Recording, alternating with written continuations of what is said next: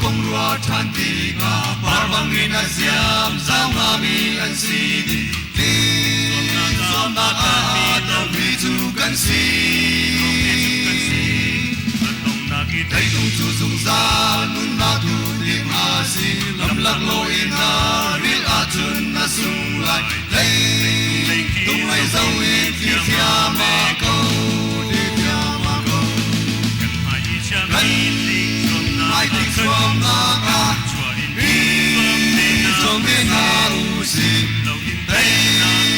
na kan mu san tia thấy tung ki zau in kan ti la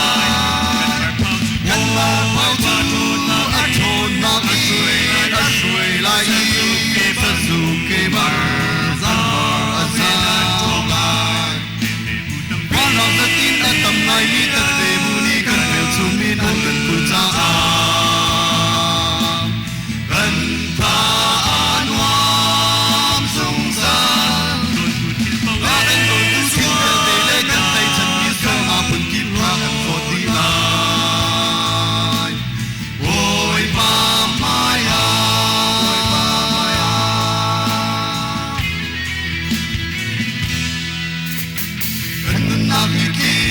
na chunga a mi zai nan ni sia ta ko mi asilo ti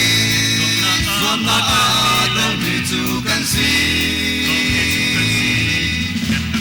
Giêsu ka fek te ni zau chi u lo nan zum na chu a ma chung a ko se hey tung lai zau in ti tia ma ko ti tia ma ko mai ti som na ka som me na u si hey na kan mu lan tia thấy tung ki zau in kan ti la kan la pau cha chon na a chon na a shui lai ke pa su ke ba za za lai quan lang sa tin at tam ngai mi kan te bu ni kan me chu mi na kan ku cha a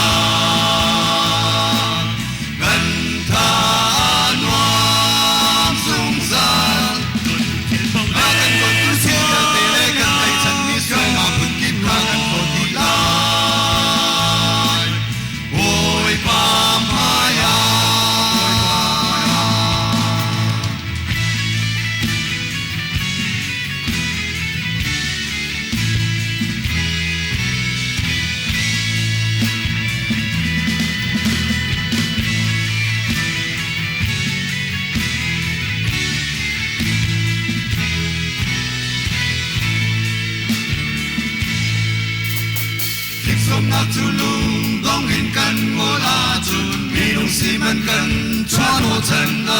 lo vi zon na a dong mi chu kan si oi ti su ni ni za ra kwa mi ka tho chan na le zung sa nun na a pe le tung lai zau e ti tia ma ko ti tia ma ko mai ti som na ka som me na u si hey na kan mu san tia thấy tung ki zau in kan ti la kan la pau cha chon na a shui lai ke pa su ke ba